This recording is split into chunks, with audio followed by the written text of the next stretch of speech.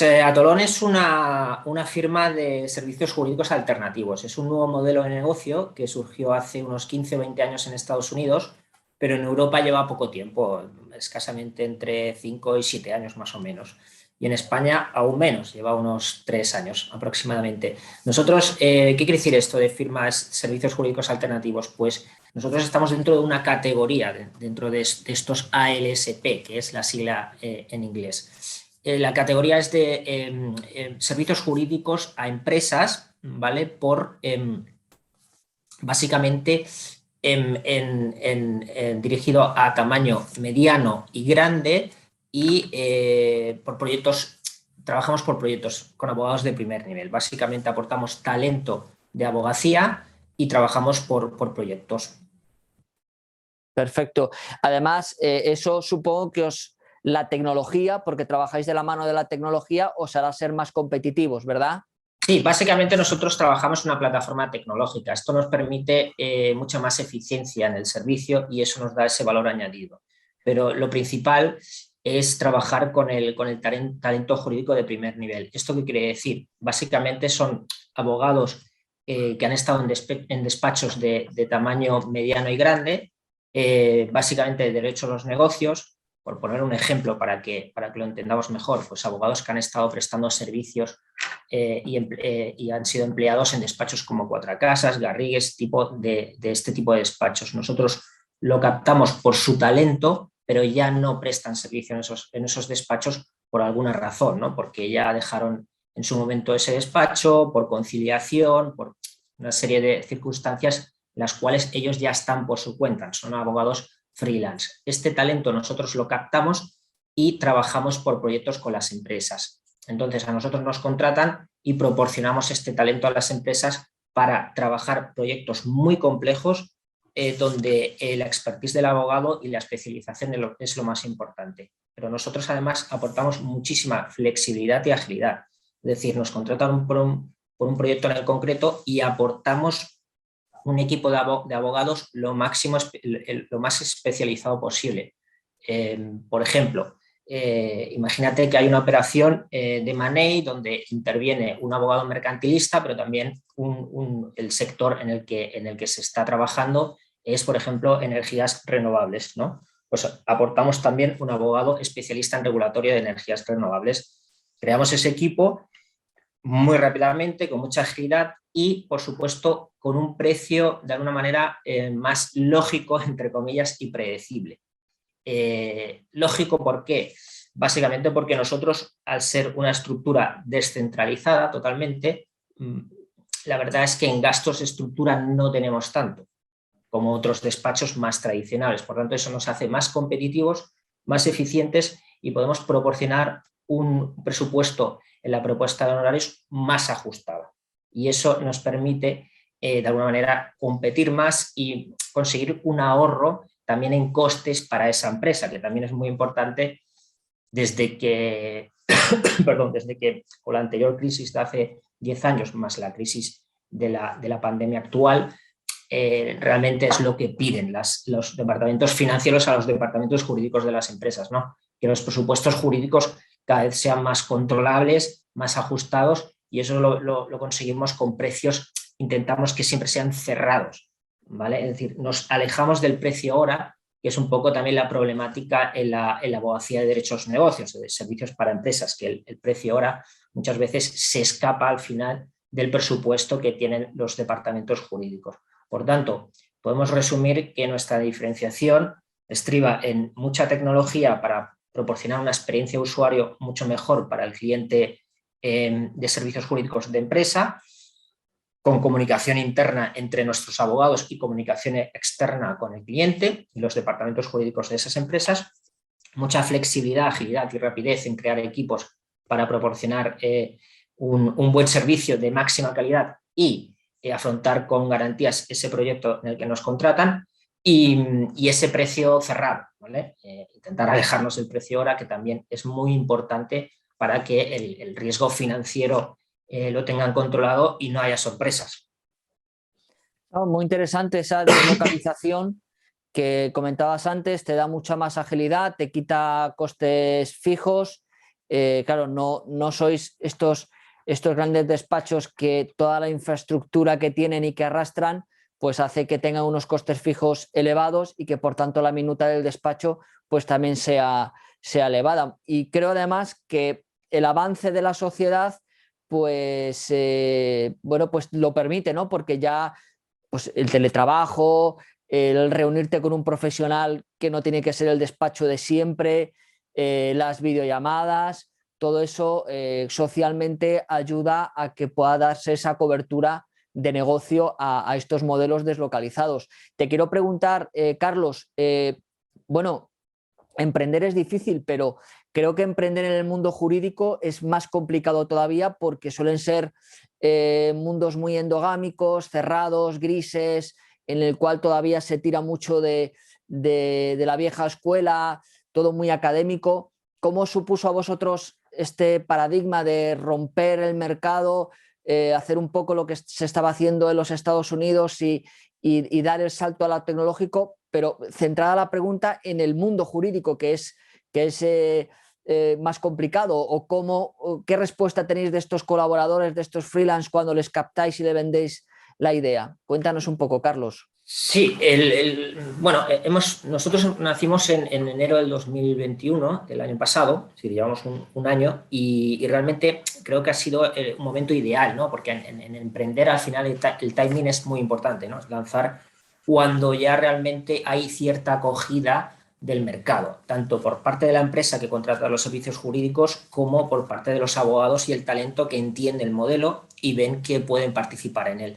Entonces, lo que sí que hemos visto es muchísima atracción en ambas partes, ¿no? En la parte del talento, evidentemente, con otros proyectos que se habían lanzado en Europa e incluso en España, pues ya conoce el modelo y realmente ha sido una implosión de talento que hemos tenido que filtrar muchísimo para al final escoger a los primeros 100 abogados, ¿de acuerdo? De muchísimos currículums que recibimos tanto en el lanzamiento en enero del año pasado como durante todo el año.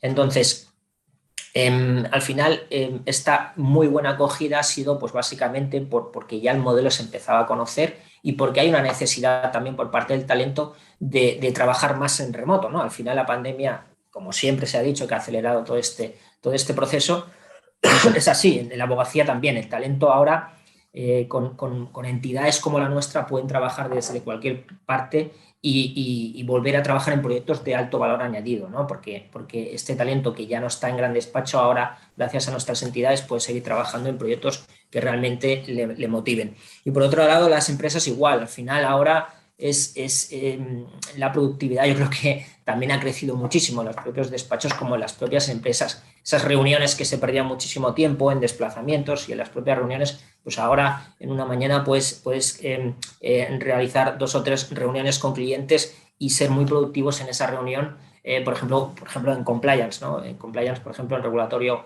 penal o regulatorio financiero o otro tipo de compliance, pues estas reuniones funcionan muy bien, ¿no? Entonces, lo que es el cliente también ha adoptado muy bien este modelo. Entonces, todo eso pues lo favorece también la propia tecnología. La tecnología nos está ayudando en todos los sentidos. La adopción, eso sí, de herramientas legal tech, por ejemplo, que nosotros solemos probar mucho, porque al final hoy en día hay muchísimas legal tech, startups legal tech, ¿no? Tanto en Europa como en España, que están lanzando sus productos, pues nosotros los vamos probando y escogiendo aquellas herramientas que realmente nos solucionan la vida a todos, no tanto al abogado, que al final la tiene que utilizar porque si no, no sirve para nada, y la empresa, que al final recibe una mejor experiencia de usuario, una mejor transparencia, información y calidad, ¿no?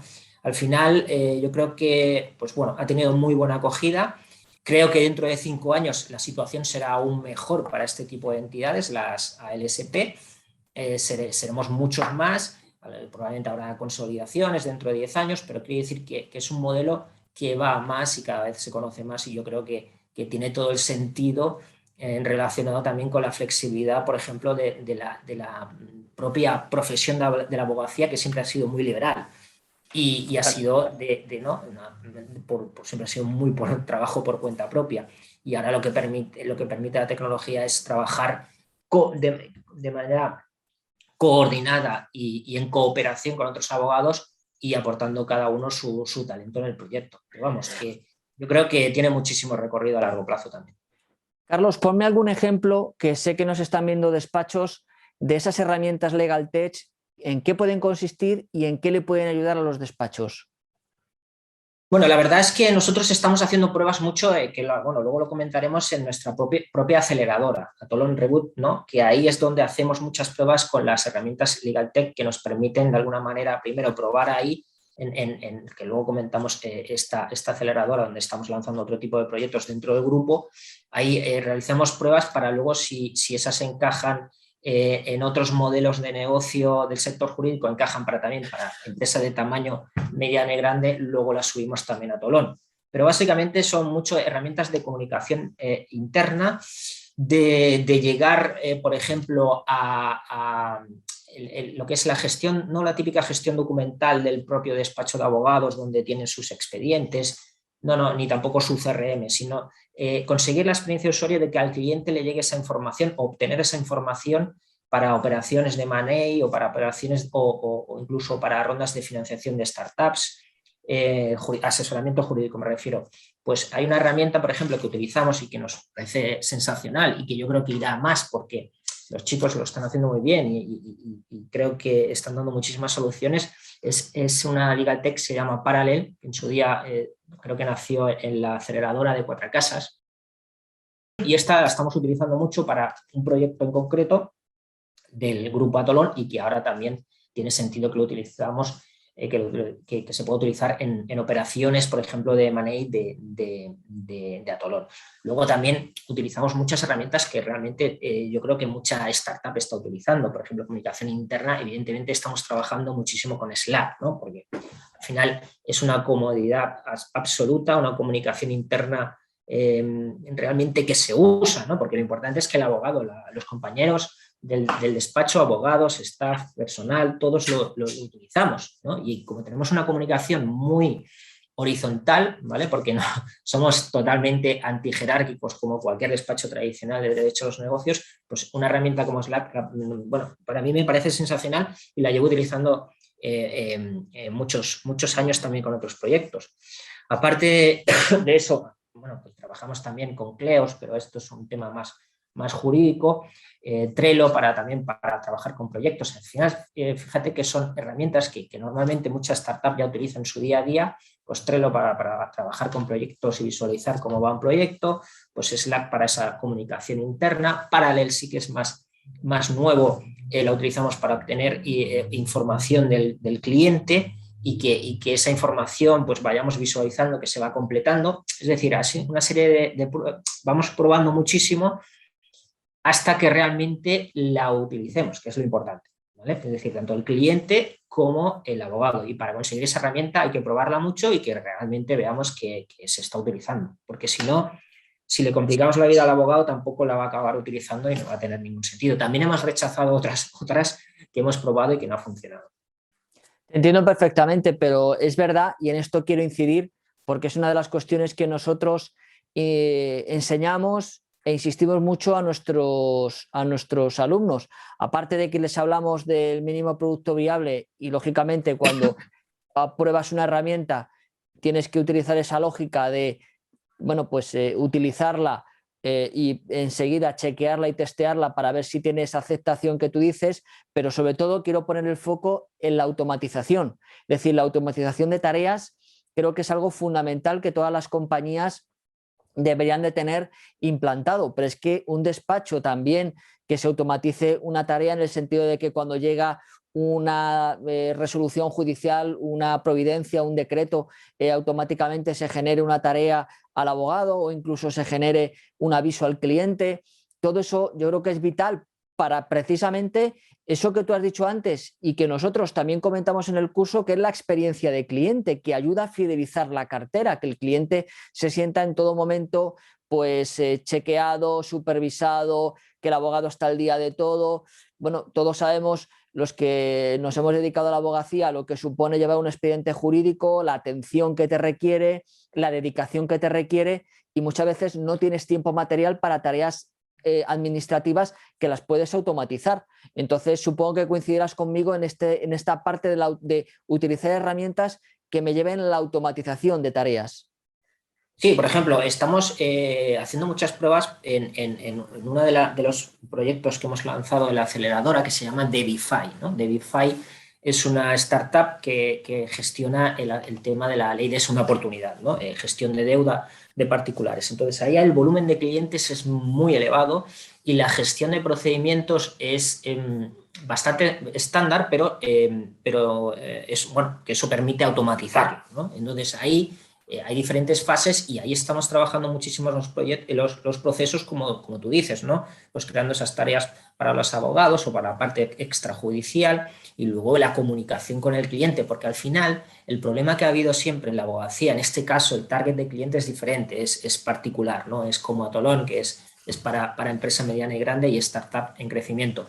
Pero Debify, por ejemplo, el target de cliente es particular y el particular siempre ha tenido unos puntos de dolor que no acaban de superarse, porque incluso yo, que soy abogado, pues también he sido cliente de abogados, ¿no? Entonces, el punto de dolor para el particular ha sido muchísimo la información y el saber cómo va su asunto, ¿no? Porque normalmente pagas una provisión de fondos como cliente y muy bien, te presenta la demanda o cualquier asunto, pero luego el trayecto de ese asunto pues no tiene ninguna, recibe muy poca información y comunicación en lo que es el cliente. Pues cosas tan sencillas como esas no se hacen o algunos empiezan a hacerlo. Entonces, si se automatiza, pero de alguna manera muy personal, evidentemente, porque al final, ojo con la automatización si se pierde ese personalismo, ¿no? Hay que buscar el equilibrio para que la experiencia de usuario sea satisfactoria, porque al final la experiencia de usuario es lo más importante, yo creo. Entramos en la era de la experiencia de usuario,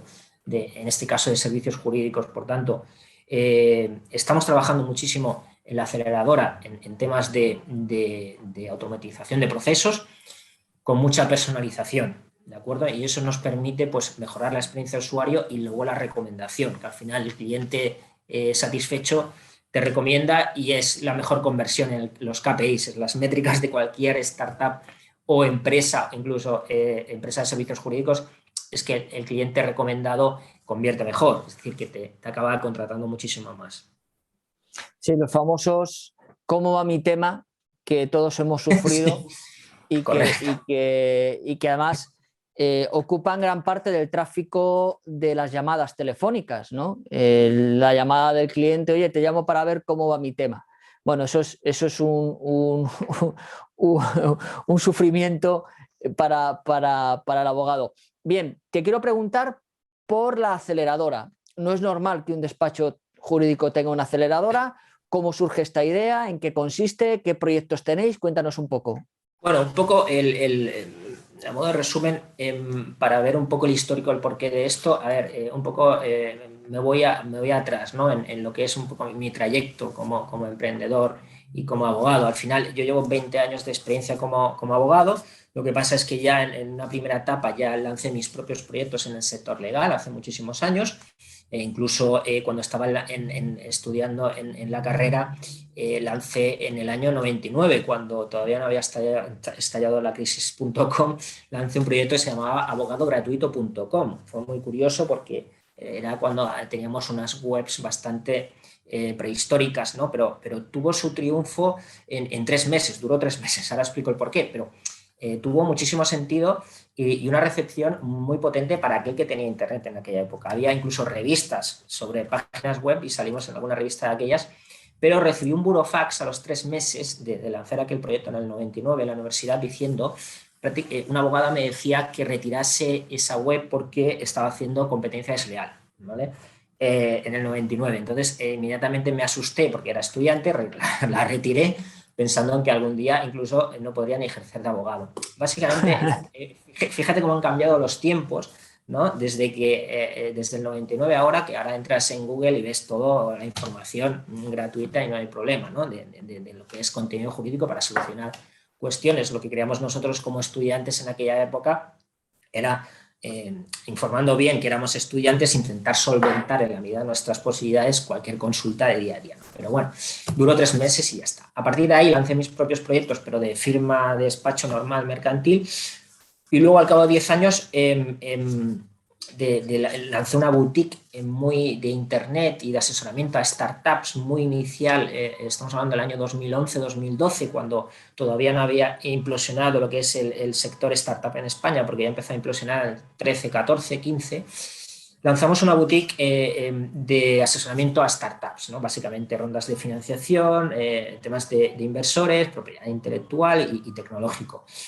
Al cabo de un año me integraron en un despacho y empecé en un despacho ya de tamaño mediano, derechos negocios, y ahí he estado los últimos 10 años, ¿de acuerdo? Entonces, en estos 10 años también he tenido un aprendizaje de cómo funcionan también los despachos y firmas de tamaño mediano, digo, de más o menos de 100 abogados, 100, 150 abogados, de una facturación más o menos de 10 millones de euros. Entonces, vi las estructuras, cómo funcionaban, y la verdad es que encantado el aprendizaje, pero al cabo de esos 10 años pues volví a tener el gusanillo de lanzar otro proyecto mío, que ahora iba a ser es Atolón, con el equipo, que es esta ALSP. Pero básicamente el aprendizaje de los últimos 10 años en despachos de tamaño mediano de derechos negocios, más también el asesoramiento a las propias startups como abogado y como mentor durante 10 años, me ha permitido ver cómo trabajan las propias startups, y esto me ha ayudado de alguna manera a lanzar este proyecto y la propia aceleradora que ahora comentamos, ¿no? Pero es un aprendizaje de muchísimos años y de lo bueno de la startup aportarlo a los servicios jurídicos, porque al final somos una empresa también, ¿no?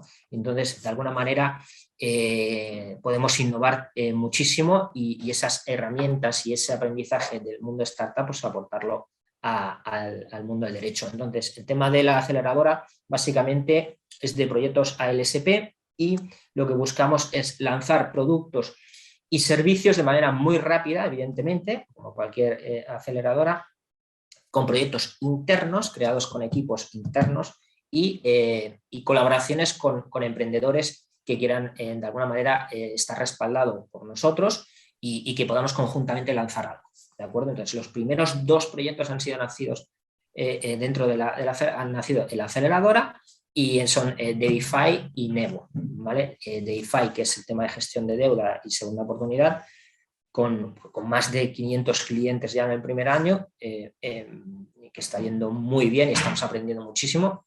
Y el segundo es Nevo, que es una gestión integral también de asesoría jurídica digital, muy a lo reclamador, pero con más servicios. Hay un tercer proyecto que van a hacer este trimestre, que es Adorno, que básicamente es una boutique jurídica muy focalizada en temas de criptomonedas, activos digitales, fiscalidad de estos activos y consultoría incluso para tema cripto, pero también con el foco en el regulatorio financiero y tema blanqueo de capitales. Esta boutique nacerá también en breve, ya tenemos el equipazo, como digo yo, preparado y estamos a punto de lanzar. Y tenemos otros proyectos que ya son con una colaboración o de alguna manera creados con equipos y emprendedores terceros, en los cuales pues, estamos buscando el encaje para hacer un desarrollo y un lanzamiento. Entonces, el día a día en el despacho al final es muy divertido, ¿no? Porque tenemos nuestro pequeño ecosistema caótico en el que tenemos pues desde gente de marketing, de experiencia de usuario, pues puede estar un desarrollador, pero también muchos abogados, ¿no? Entonces es un tema bastante divertido y realmente evidentemente muy horizontal, y bueno, incluso pues no hay ni despachos propios, es decir, estamos todos ahí en el despacho de manera diáfana y bueno, muy contentos. Pues Fernando, desde tu Carlos, desde tu experiencia, bueno, que ya nos has dicho que se remontan a los años de estudiante universitario, ¿cómo ves el panorama? Bueno, el ADN del emprendedor. ¿Cómo crees que es el emprendedor español? ¿Qué tipo de carencias puede tener o qué tipo de fortalezas puede tener, bajo tu punto de vista? Bueno, realmente el ecosistema emprendedor ha cambiado muchísimo desde el año, como he comentado antes, desde el año. Bueno, desde el estallido de las .com en el 99 habían 4 en España, de muchísimo talento, pero realmente en Internet habían 4. Lo que pasa es que en el 2012 al 15, ahí sí que hubo una primera implosión porque ya empezaron a haber muchísimos más business angels, inversores con interés en invertir en estos ecosistemas, ¿no? Entonces, ha madurado muchísimo en muy poco tiempo. Realmente estamos hablando de, no ha llegado ni a una década, en 7, 8 años ha cambiado, pero bueno, de manera exponencial y espectacular. Es decir, que de haber 5 fondos de inversión, a ver ahora, bueno, incontables. Desde no a casi ningún fondo europeo o de Estados Unidos invertía en España, ahora invierten todos. Es decir, de no tener ningún unicornio, ahora tenemos que ya no podemos ni contarlos. Es decir, que al final esto también ha permitido una madurez en el ecosistema, con muchísima más formación, con más emprendedores de éxito que han venido más empresas. Eso hace que estos emprendedores de éxito entren en el circuito de inversores, de mentores. Entonces, esto se ha retroalimentado y realmente va más, ¿no? Y entonces, al final, ahora hay muchísimas más herramientas para aquel emprendedor que quiera lanzar algo, si se informa muy bien, si lee muchísimo, si intenta conectar con los mejores emprendedores, que ahora hay muchísimos, antes, insisto, habían 4. Cuando digo mejores emprendedores, pues son aquellos emprendedores que o han vendido una empresa con éxito o han lanzado 2 o 3 proyectos que no les ha ido bien, pero tienen una experiencia brutal en un sector en concreto, ¿vale? Entonces, es cuestión de, a través de pues eso, de entidades que ayudan a los emprendedores, aceleradoras, incubadoras o cualquier tipo de formación, pues realmente el talento, insisto, está en el ADN del emprendedor. Siempre ahora se critica un poco más la ambición, ¿no? La ambición, pero viéndola en el lado positivo, la ambición de ser muy grande, de crecer muy rápido y de llegar de expandirte por todo el mundo de manera más rápida. Pero bueno, yo soy de aquellos en el que al final un buen proyecto no tiene por qué ser internacional en todo el mundo y realmente se pueden hacer las cosas muy bien, con una facturación interesante y con un modelo de negocio y con un impacto social y sostenibilidad muy positiva, sin tener que salir por todo el mundo. Pero bueno,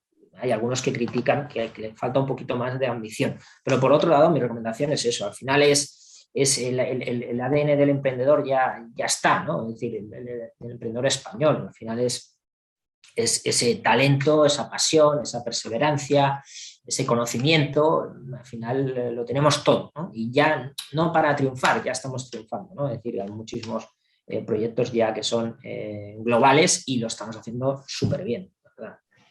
Yo coincido contigo en esa madurez que apuntabas, Carlos, porque es verdad que ahora afortunadamente contamos con ese ecosistema en torno al cual pues bueno, pues pueden tener acogida, ideas, emprendimiento puro.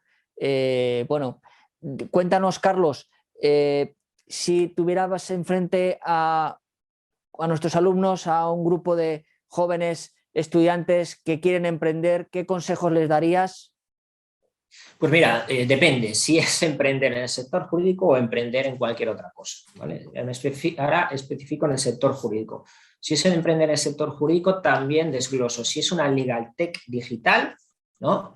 O si quieres lanzar tu propio despacho o ser abogado por tu cuenta, ¿no? Si quieres lanzar tu propio despacho o ser abogado por tu cuenta, pues mucha cooperación con otros abogados, mucha colaboración y mucha especialización, porque también entramos, aparte de la era de la experiencia de usuario, en la era de la hiperespecialización, ¿vale? Entonces, una hiperespecialización, bueno, pues al final conseguirá en poco tiempo, aunque sea joven, ser un referente dentro de 5 o 6 años en un tema muy concreto. Si es en una legal tech, pues como cualquier emprendedor digital de Internet tecnológico, al final una legal tech, aunque esté en el sector jurídico, da igual, como si es una fintech. Al final es, oye, entra en el ecosistema emprendedor de tu zona y si no lo hay, te mueves, conectas, contactas con emprendedores, con inversores, los conoces, lee muchísimo, lee muchísimos libros, escucha muchos podcasts, fórmate, pero intenta esas píldoras que sean lo mejor informadas posibles. Es decir, que hay muchísima información en Internet para llegar a las personas adecuadas. Ábrete una cuenta de Twitter y sigue a todos los emprendedores y startups y de ahí tendrás muchísima información para retroalimentarte y luego cuando lances intenta rodearte de buen equipo. Si no lo tienes al principio, que puede ser lógico que no lo tengas, para eso también están las buenas aceleradoras e incubadoras con muy buenos mentores que te ayudarán.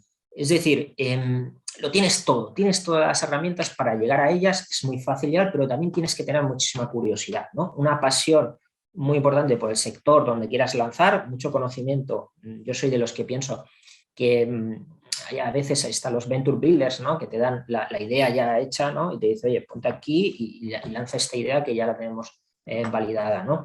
Yo soy más de los emprendedores que realmente quieren solucionar un problema real, ¿no? Que existe, lo conocen bien porque de alguna manera conocen ese sector y lanzan, ¿no? Entonces, mucha pasión, curiosidad. Curiosidad es muy importante para la gente joven, es decir, si no tienes esa curiosidad para ir ¿no? absorbiendo estas píldoras del ecosistema, difícilmente luego lo vas a conseguir en un máster, ¿no? Al final tienes que tener también tu propia curiosidad, ¿no? y tu propia investigación y al final tiene que venir de esa pasión. Si no tienes esa pasión, pues a lo mejor no te encaja esto de emprender, ¿no? Y eso, rodearte de buen equipo, si no lo puedes, evidentemente, contratar al principio, colabora con él, abre la mente, abre tu capital para esos mentores, adáptate al cambio, no sé, hay muchísimas cosas que hoy en día, pero bueno, al final lo positivo es que hace 10 años no existían tantas herramientas, esta facilidad para acceder a este conocimiento que ahora es brutal, ¿no? Entonces, bueno, pues luego al final si tú quieres emprender, pues supongo que serás el CEO y el CEO tiene que tener una capacidad de liderazgo, tiene que tener una capacidad de comunicación, tiene que, pues eso, tener la mente muy abierta. Y si lo que quieres es, y si tienes unas capacidades más técnicas, por ejemplo, para ser un CTO o un CMO para temas de marketing, pues bueno, pues es muchísima investigación, mucha prueba de error, mucho bajar, hilar muy fino y bajar al barro. Y para eso hay que llegarle muchas horas. Pues Carlos, la verdad es que te agradecemos mucho esos consejos. Esa colaboración, ese espíritu de cooperación es fundamental. De hecho, creo que ya muchos despachos y muchos empresarios lo tienen en su portafolio, ¿no? También es una forma de crecer de manera inorgánica y que no tengas que incurrir en muchos costes fijos. Cuéntanos, Carlos, si la gente que nos está escuchando, nuestros seguidores, nuestros alumnos, quieren saber más de Atolón, ¿qué pueden hacer? ¿A dónde tienen que ir? Nada, visitar nuestra web, que estamos incluso ahora trabajando la nueva versión. Ya el primer año ya queremos cambiarlo todo. Esa es un poco la curiosidad del emprendedor. Nada, atolonlo.com, entrar ahí y verán un poco lo que hacemos, pero bueno, poco a poco irán viendo y sabiendo más de nosotros. Pero los proyectos desde atolonlo.com podrán ver también los proyectos que estamos lanzando en la aceleradora y que en todos los proyectos estamos buscando buen equipo, buen talento y abiertos a colaborar e incluso a integrar a ese talento. Así que bienvenidos y puertas abiertas por si algún día pasáis por Barcelona o Madrid, nos vemos en el despacho o tomamos un café. Muy bien. Carlos, pues un placer. Hoy hemos tenido a Carlos Guerrero, CEO de Atolón, y nos ha compartido generosamente su experiencia y conocimiento en el mundo del emprendimiento. Así que bueno, seguiremos con nuestras entrevistas. Darte las gracias, Carlos. Nos veremos de nuevo muy pronto. Y a todos vosotros, ya sabéis, seguirnos en nuestras redes sociales, en nuestro canal de YouTube, darle a la campanita y like. Y muchas gracias por estar hoy. Un saludo a todos. Buenas tardes.